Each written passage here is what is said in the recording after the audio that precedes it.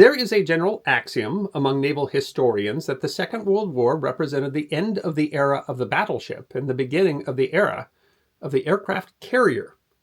And like any other generalization, that's a little bit oversimplified. But if you want to talk about the beginning of the era of the aircraft carrier, I think there's a very good argument that that can be tied to a single class of ship. That the beginning of the actual era of the aircraft carrier was on December 31st, 1942, with commissioning of the aircraft carrier USS Essex. Because while aircraft carriers had already made their mark in the Second World War, the Essex Class, more than any other, represented the transition from battleship to aircraft carrier and the transition from the Second World War to the Cold War. More ships of the Essex Class were built than any other capital ship in the 20th century, and the ships of the Essex Class were witness to the history that would define the modern world and the modern navies of today.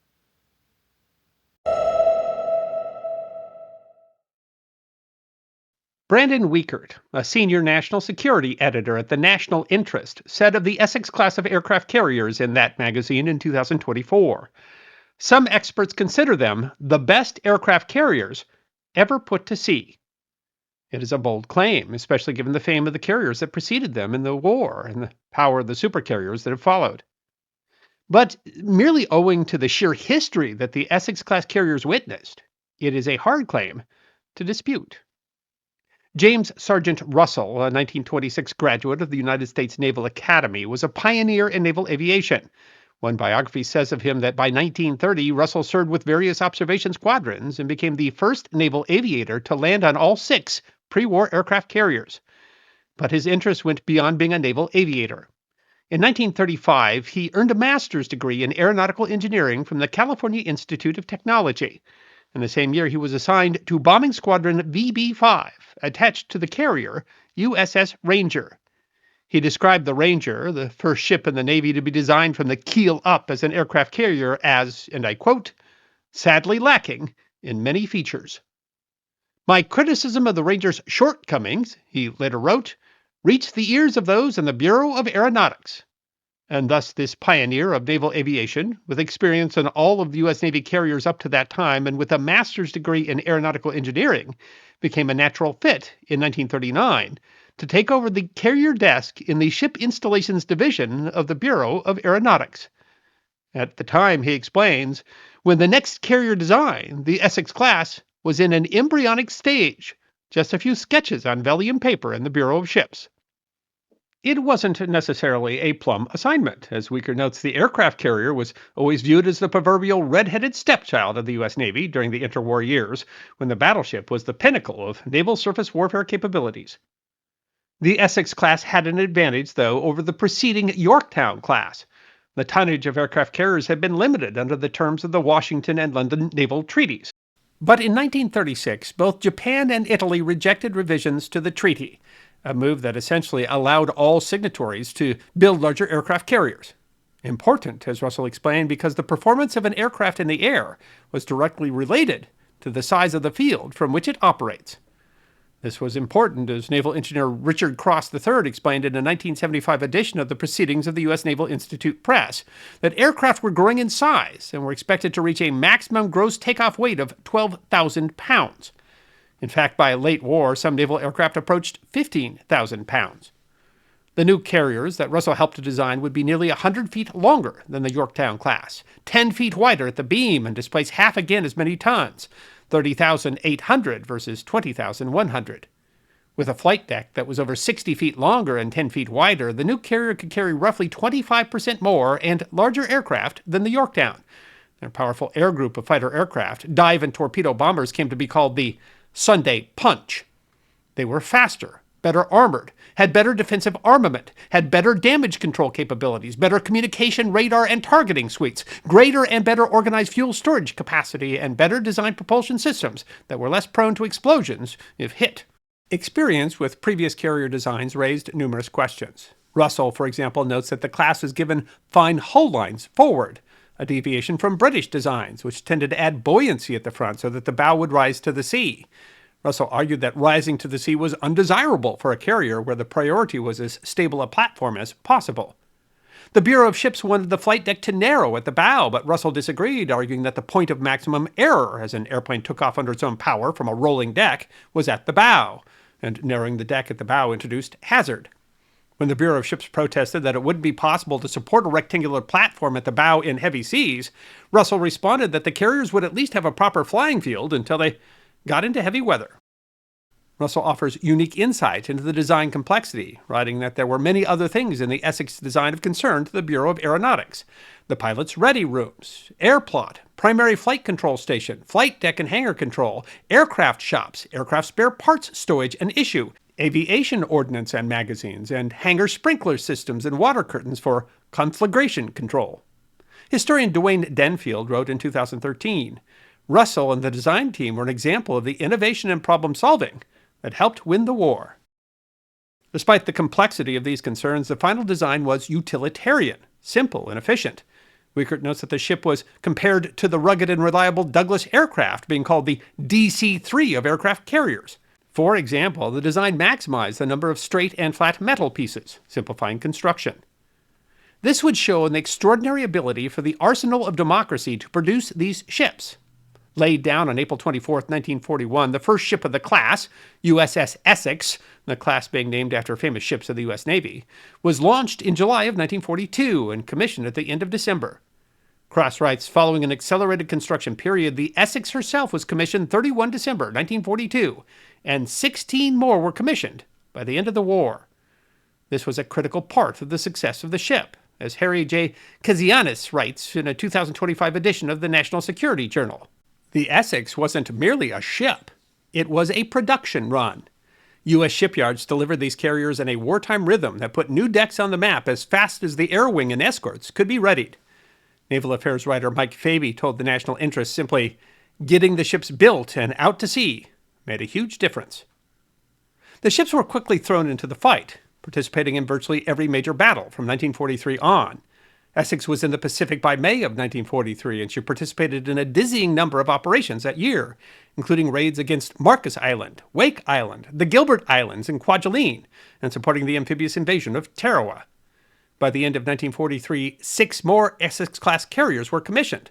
17 were finished in time to see service during the war. They were called the backbone of the fleet. Cross writes, arriving in the Pacific starting in August of 1943, these new ships created and perfected, in conjunction with the light carriers and the new mobile logistic support forces, one of the most impressive weapon systems of all time, the Fast Carrier Task Force. Kazianis writes, they arrived in time to change how the Navy fought, from early anxious raids to sustained, rolling fast carrier task force operations that smashed island defenses, struck Japanese naval bases, and denied the enemy the initiative. Their aircraft sank shipping, shattered airfields, and guarded the surface fleet. The importance of the carrier showed in Essex's actions in 1944. She supported the invasions of the Marshall Islands, Peleliu, and Leyte. Her air groups attacked Japanese bases at Truk Island, Saipan, Tinian, Guam, the Marcus Islands, the Palau Islands, Mindanao, Manila, Formosa, Sakishima, Okinawa, and Luzon. In the June 1944 Battle of the Philippine Sea, her fighter squadron 15, the fabled 15, had a field day in the Great Northern Marianas Turkey Shoot. On just one day, June 19, 1944, Squadron Commander David McCampbell downed 7 Japanese aircraft. Her air group played a critical role in the October 1944 Battle of Leyte Gulf, widely considered the largest naval battle in history, where her planes helped to sink the massive Japanese battleship Musashi.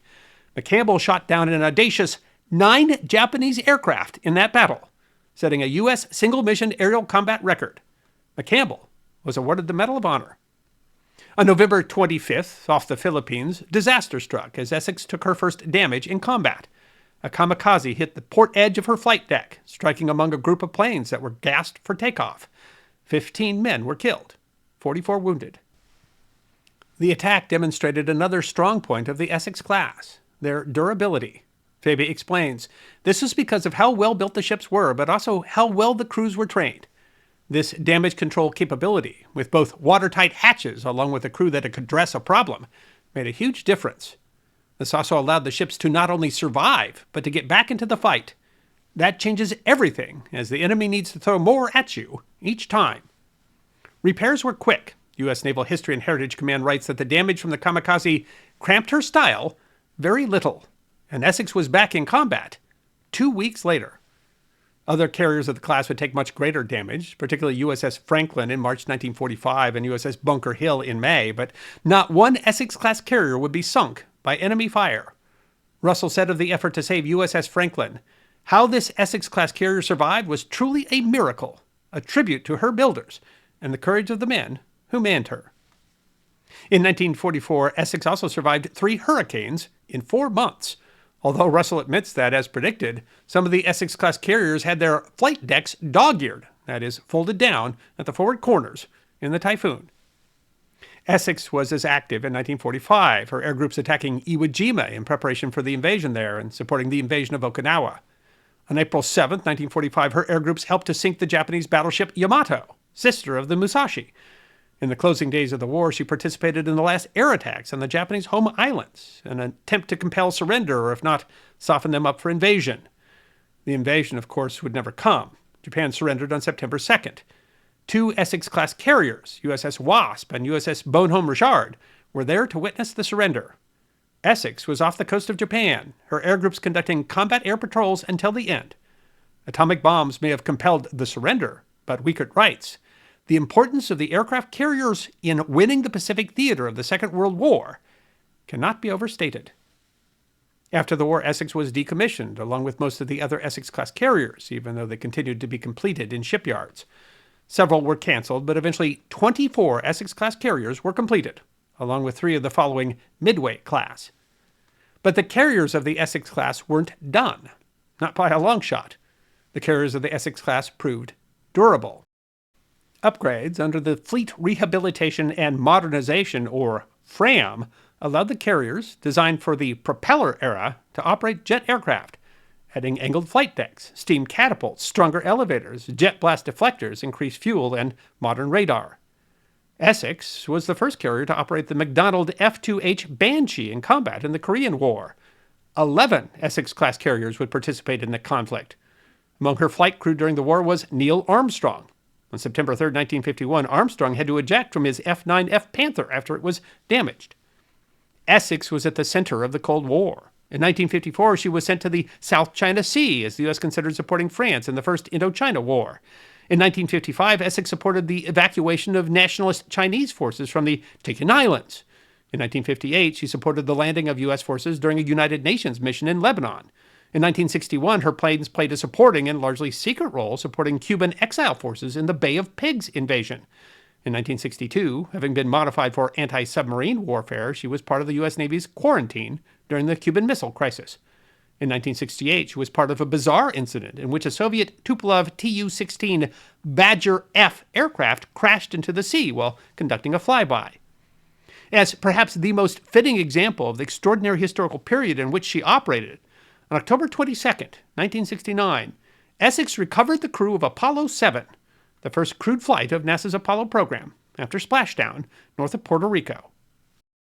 Decommissioned in June of 1969, USS Essex was scrapped in 1973.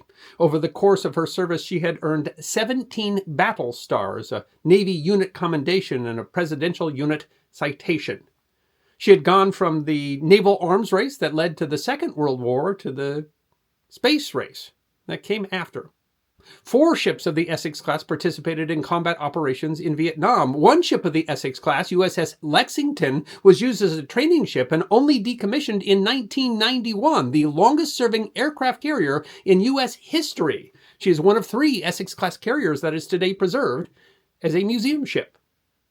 But the Essex class did more than just persist. When the Second World War ended, we had more aircraft carriers than all other navies combined, and those became the center of the projection of power that came to define, and still defines today, the age of the aircraft carrier and really the modern world. As Fabi notes, when these ships were designed, the United States was not yet a superpower. These were the ships that helped us to win the war and put us on top. I hope you enjoyed watching this episode of The History Guy, and if you did, please feel free to like and subscribe and share The History Guy with your friends. And if you also believe that history deserves to be remembered, then you can support The History Guy as a member on YouTube, a supporter on our community at Locals, or as a patron on Patreon. You can also check out our great merchandise shop or book a special message from The History Guy on Cameo.